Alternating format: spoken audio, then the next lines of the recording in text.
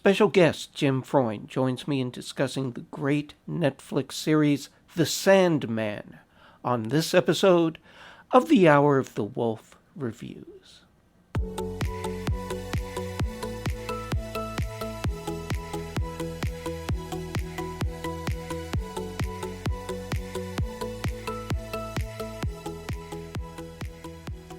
Welcome to the Hour of the Wolf Reviews, a spin-off of Jim Freund's Hour of the Wolf, which airs on WBAI 99.5 FM.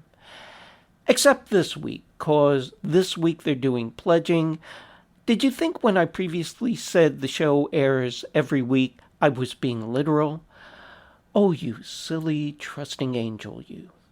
Anyway, since we are off this week, I thought I'd dip just slightly back into the past to bring you my original review of Netflix's pretty damn amazing adaptation of Neil Gaiman's The Sandman.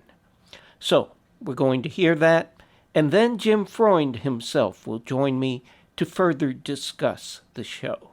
So, first, here is the original review. Hour of the Wolf Review, air date September 5th, 2022, The Sandman. Take one. I'm Dan Persons, and this is my Hour of the Wolf Review. So last week I emailed Jim saying that I hadn't decided on what I'd be reviewing this week, and he wrote back asking, why don't you do Sandman, the new series based on the Neil Gaiman comics that recently debuted on Netflix to copious and well-deserved praise. And it was a good question for which, quite honestly, I didn't provide a good answer.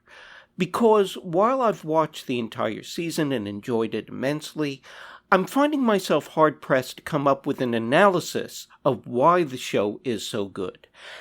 And that's kind of my job, and I'm not doing it. I think my main problem is that standard practice with reviews of TV series is to give an overview of an entire season. That's generally an easy thing to do since whether a series follows a multi-episode arc like Squid Game or focuses more on individual stories like Star Trek Strange New Worlds, the tone remains consistent throughout.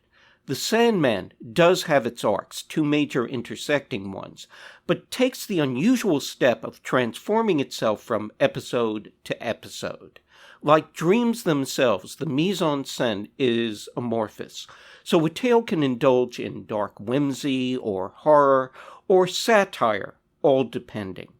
This follows the storytelling style of the original comics, which are kind of semi-anthos centering around characters who interact with Morpheus, aka the King of Dreams, played in the series by Tom Sturridge, with maybe a bit too much lip-pursing, but still with a good amount of charisma and a subtle vulnerability. But here again, Morpheus is more than just a mystical Rod Serling or some kind of emo deus ex machina. He often forms the moral core of a story, but a fallible one, and has his own character growth along with the humans and a whole clutch of more fanciful creatures whose paths he crosses. To be fair, this is a series that demands to be evaluated on an episode-by-episode basis, something that I can't do in the time I'm given. I know Jim was particularly taken with an ep titled 24/7, a kind of dark chamber play where the customers of a diner are compelled to be completely truthful with each other, and it is a great episode. I came close to tears with the next episode, The Sound of Her Wings, in which Morpheus follows his sister Death on her surprisingly benevolent rounds, and then keeps a drastically belated appointment with a man who was granted immortality centuries ago.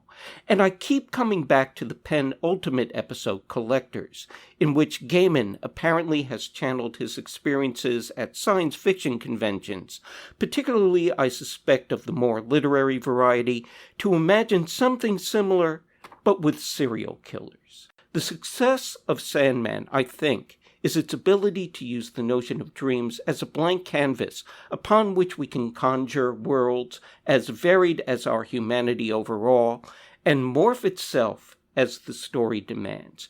It's that elusiveness. And yeah, just the sheer quality of the production from writing on out that makes it such a compelling watch. For Hour of the Wolf, I'm Dan Persons. And there we go. Now, hang in there, because after this break, I'll be talking with Hour of the Wolf's Jim Freund about the Sandman.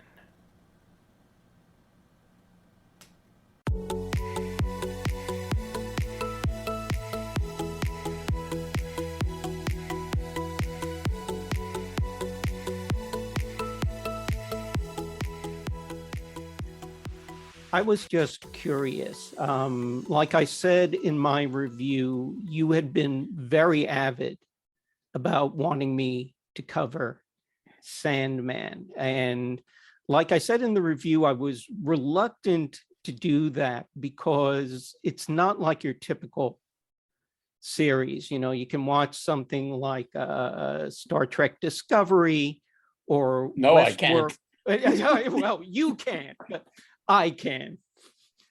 All right-thinking Americans can. But you can watch that sort of stuff, and you can watch like 2 or 3 episodes and say, okay, I know where this is going. I know what the setup is. That wasn't true for Sandman. Like I said, it was more an antho series.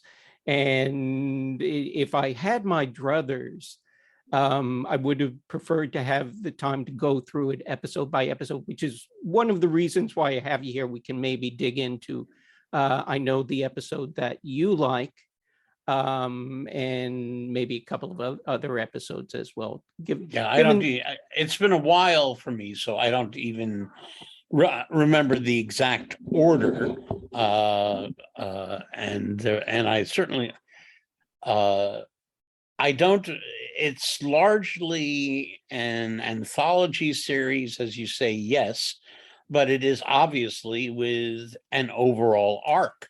Which is and actually 2 intersecting arcs with the kind of intermission in between, which I also found interesting. But let me start this way. Why were you so avid about getting this covered? What did you see in it? One of the best television adaptations I've ever seen. How's that? That's give me why do you feel it's the best? One of the best, not the best. One of the best. Yes. You know, if I substitute by saying high quality, okay, to begin with, I wasn't a Sandman fan. I've still never read the comic, or graphic novel. Excuse me, Neil.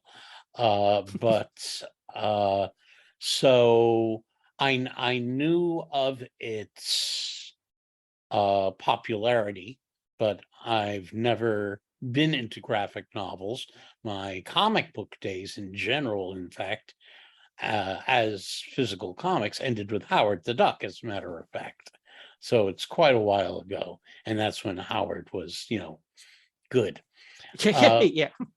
But the so I was really taken with, to begin with, the world building, the fact that this is a story that begins long before the series begins, that we are given a character, and what the arc is that our protagonist is not a nice creature. One of the endless, along with Doubt and Desire and all that. I don't think we met Doubt, but I don't think so. No. Yeah, but the devil. Pretty much anything that begins with a D. Although the devil never refers to themselves as the devil. Yeah. It's just Lucifer. Yeah. And that, of course, was also another TV series. Also a DC property. Also, all of it. All of it. Yeah, all of it is. Yes. Yeah. And technically, what was the imprint. It was a different imprint, began with the letter yeah. I want to V. say Eclipse, but I don't think it was. No, it's not. It starts with the letter V. But Vertigo. That's it. Vertigo. Vertigo. It was a Vertigo thing. Alyssa Whitney was the editor for a while. I know her. I know Neil Lightly. We've met any number of times. He's read for me. Alyssa has been on the show a couple of times and read for me as well. And she's been an editor of Sandman, and for that matter, a helper on American Gods, and particularly, well, I probably shouldn't mention a property that doesn't exist yet, but is in the works. Teaser. It shouldn't surprise anybody whatsoever. Yeah. Suffice it to say, Sandman has gotten good ratings. Take it from there. Although they've not yet officially said that they've renewed it at this time. So yes, I know.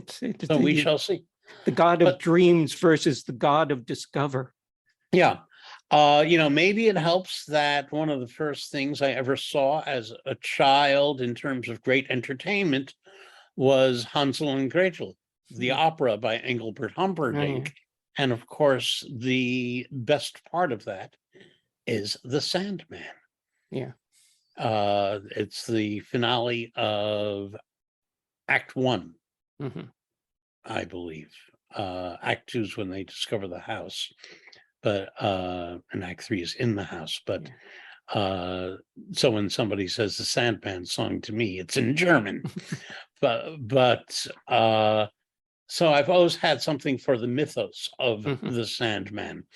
But in Neil Gaiman's Characters of the Endless, the Sandman is not only not nice, but has been very cruel to all that work for him and things like that. Now, we don't know this yet.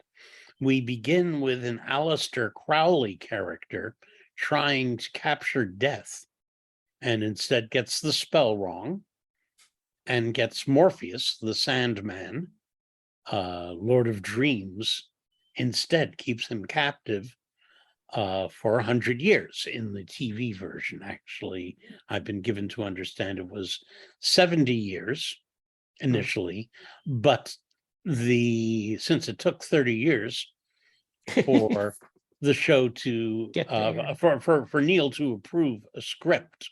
There were scripts that he wrote that he didn't like. There was a script that somebody else, a major somebody else, wrote that in order to prevent it from being produced, Neil leaked it onto the internet. I remember this story, yeah.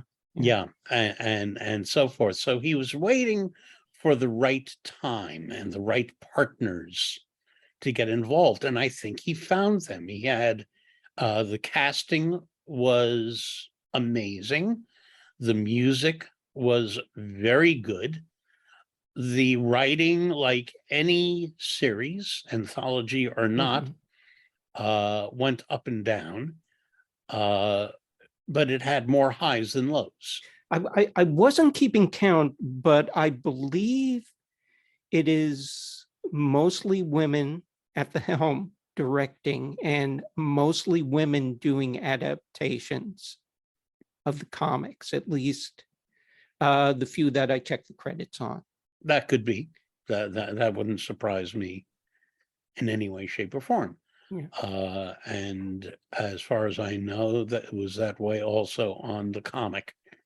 Outside of Neil, he was, as I mentioned, Alyssa Whitney was one of the people at Vertigo who was working on some of the chapters. You see, I don't know how the comic works, so they referred to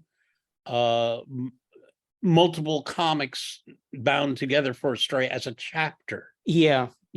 And then there are multiple books. Yeah. And to me, I find that all very confusing.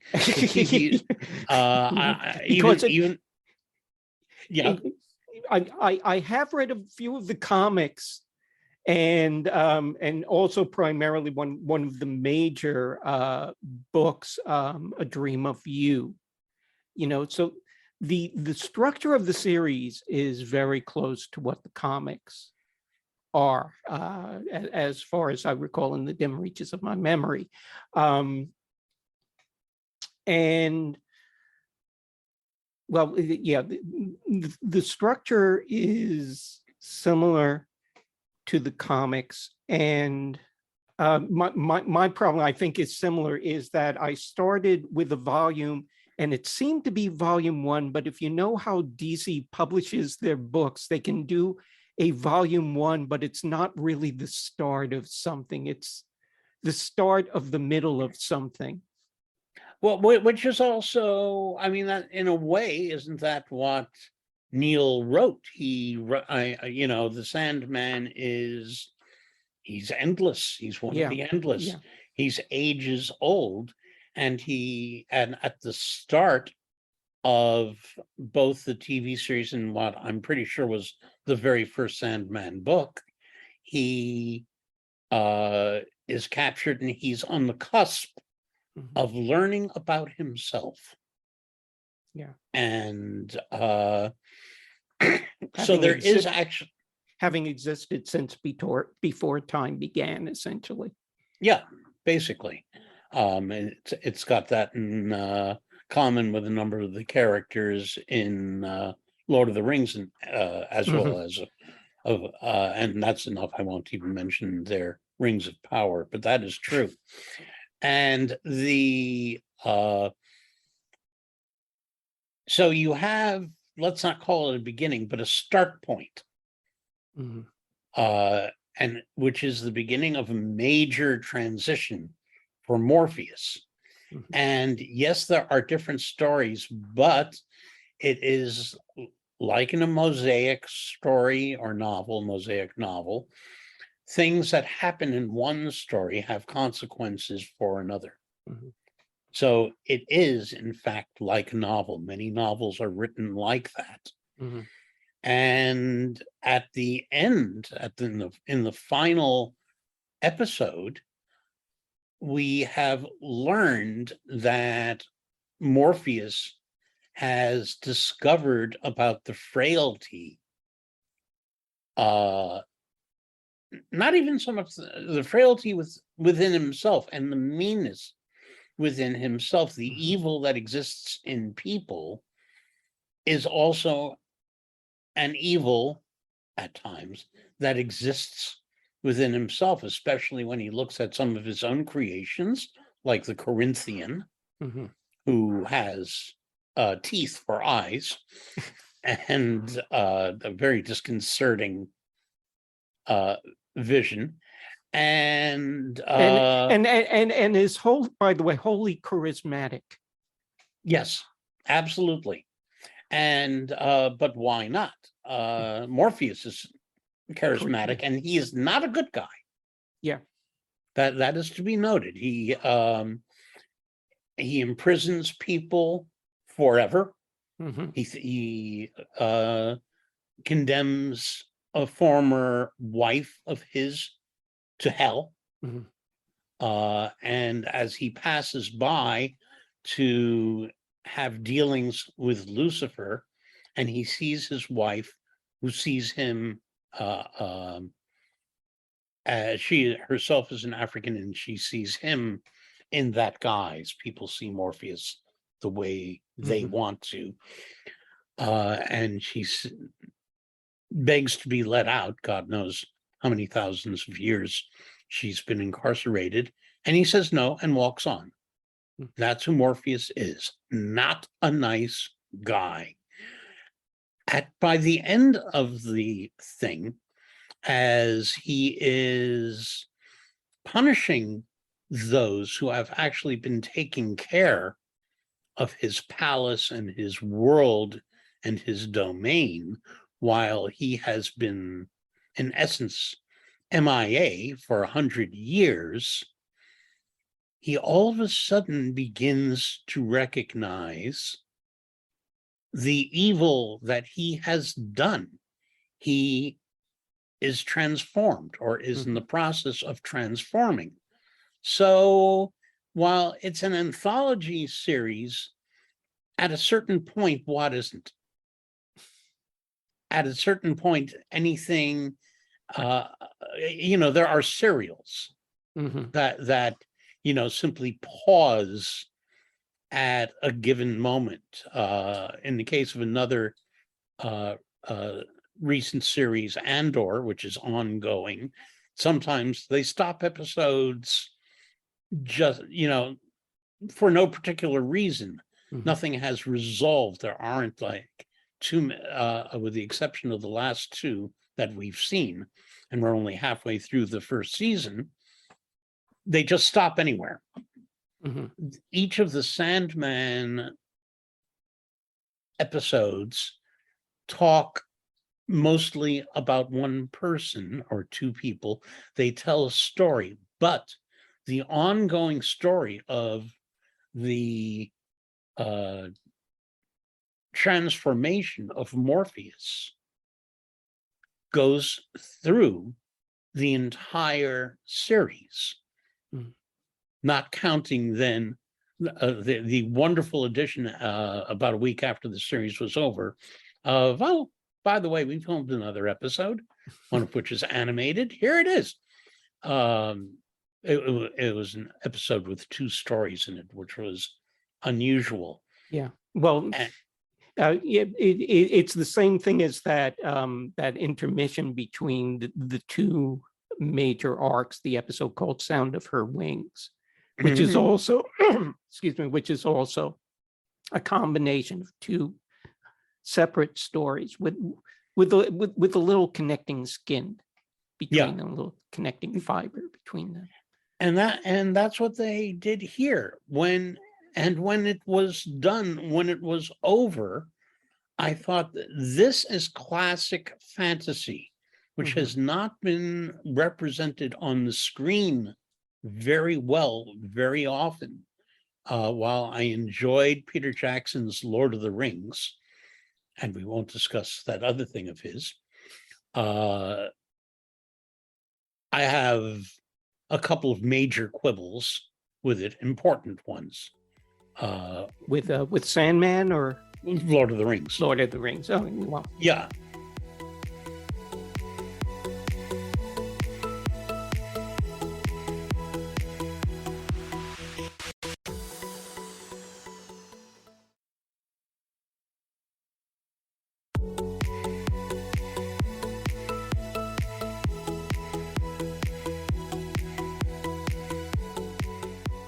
Getting back to Sandman. So I'm just saying,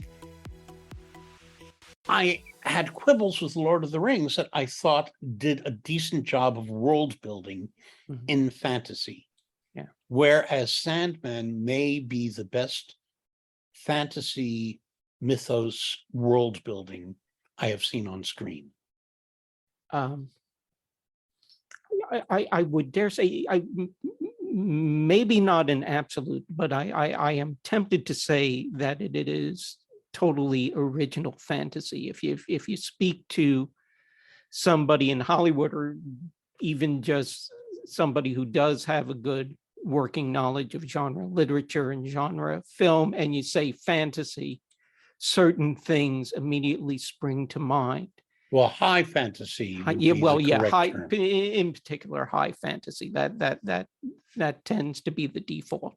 And this, in terms of the world building that you're talking about, and I find the Endless interesting, in particular for the episode we were talking about, that I know you are very fond of, 24/7, episode 5. Oh, God, no, you're wrong. No, not 24/7. Are we talking pencils? No, the one in the diner. Yes. The one set in the diner. Yes, pencils. Absolutely. Yes. Did I miss something? I watched it yesterday. I rewatched it yesterday. What goes into the chef's eyes? Oh, were Aren't they pencils? I think they were like augurs or something. Okay, But whatever, yeah, yeah, whichever. No, I was well, that's the one horror episode, isn't it? yeah. That's the straight up And horror. perhaps you've forgotten, even though you do so much horror on Hour of the Wolf, I don't like horror. Yes, I know that. And when I saw that that moment, which we've already mentioned it. Somebody, one of the characters, stabs her eyes out. Well, suffice it. I was going, oh, this past Jim's bar?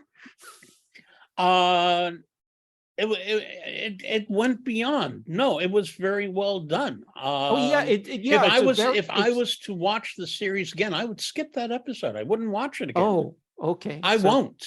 Okay, so I'm not quite sure where you. I mean, I thought it was very well done, especially because I didn't see it coming. Yeah, I didn't see where that was going to go, and there was no redemption at the end. Where, oh, don't worry, the people who have been killed here, are going to be all right. No, they're all dead. Every last character, with the exception of the David Thewlis character, the one who enters the diner, is dead at the end, and Thewlis is sent into a mental hospital. Just to sum up for people who haven't watched the series, but in the episode 24/7, it can be summed up generically as a mysterious stranger enters a diner and compels the people in the diner, who are mostly regulars, to be truthful with each other. That's just a high level thing. To a fault. To a fault, with severe prejudice. Yes. Yeah. And I mean, it's one of the best, if that is what you prefer. Mm-hmm. For me, I think perhaps the best episode is sort of a two-parter, where Morpheus sits down with Death in a park. Yeah. Feeding pigeons. That's the follow-up episode. That's sort of the intermission, Sound of Her Wings. Which, that sound of her wings. Which quite frankly had me tearing up. Yeah, it was beautifully done.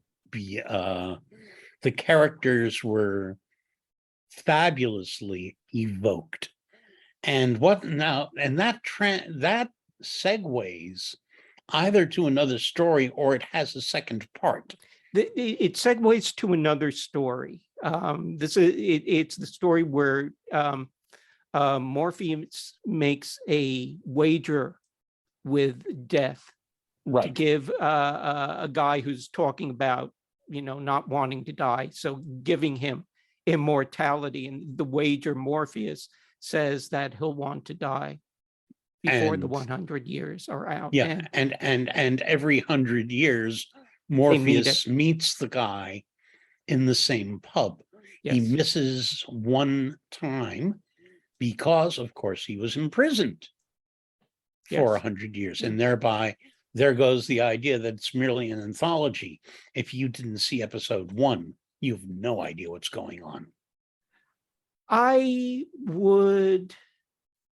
You're right on that point. I still do hold that it's an anthology, and in particular, it has separate stories. So does Seinfeld.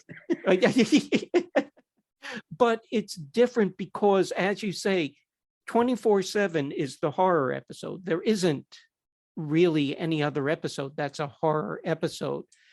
Many of the episodes take different formats and different approaches. Yeah, to they're their playing story. Playing with the form. Yes, yeah. So in that way, and in particular with 24/7, you could remove Morpheus from it, or make it some more generic godlike, make him some more generic godlike figure, and that could have been a Twilight Zone episode. Yeah, or something similar. that's very true. And it doesn't necessarily add that much to the overall arc, other than it does do one thing. It is, I dare say, the first time in the series where Morpheus sees the results of true evil and true nastiness of others, and where he starts to realize that what some of these other people do have consequences, and perhaps at a certain point that helps him come to terms with the fact that some of the things he does have equally horrible consequences, which all play out in episode 10. Zoom is signaling me that we're running out of time, and I thought that with Zoom we got unlimited time, but apparently Zoom No, is, you don't. You get 45 minutes. Yeah, so Zoom is bringing down the hammer. So I did want to ask you one more thing, which just kind of tickled me, is that I think it's the penultimate episode, Collectors, where they go to the convention of serial killers. Yes. You remember that episode?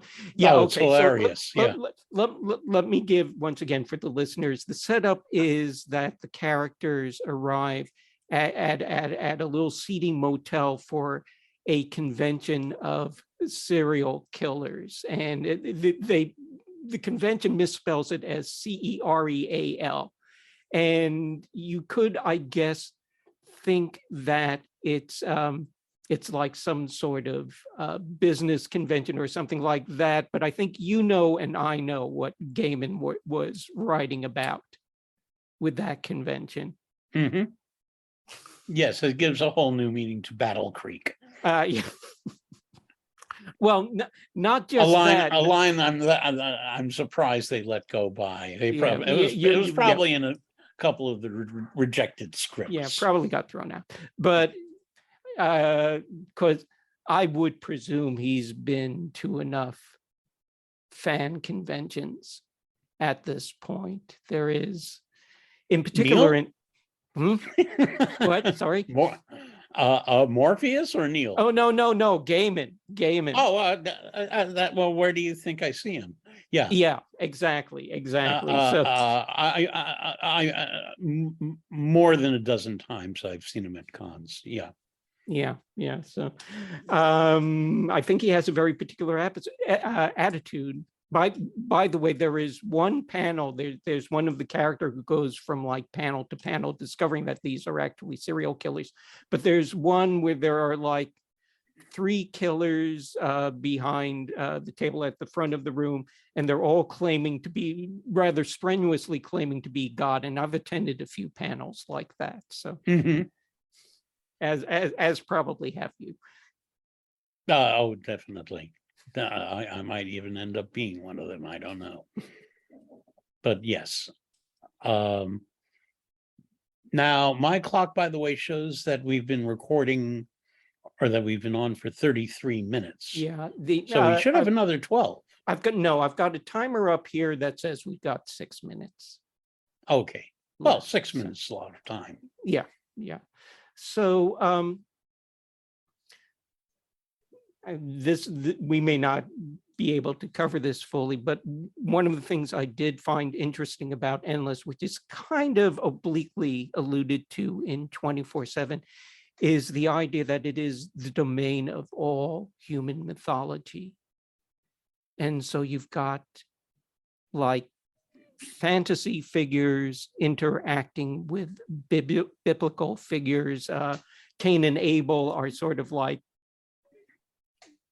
Astragon. I forget the characters from Waiting for Godot, but they're like over to the side there. That sort of thing. But I found it interesting. They showed up in the comedy version of Sandman. Yes, exactly. As well, or I should say Lucifer. Yeah. In which we never see Sandman, but it's character from Sandman. Yeah. So But both Cain and Abel are in that as well. Yeah. But I found it interesting that apparently this is the domain of all human mythology. Yeah, I never fully picked up on that, but that's okay, because at a certain point we're talking about the endless. Yeah. So the next question is, if that's not all human mythology, what else is there? Yeah, that's true. And I think on that question, I think on that thought, Philosophical note. that philosophical, it's as good a point as any to get the hell out of here. So thank you, Jim, for talking with us. All righty. Thank you, Dan.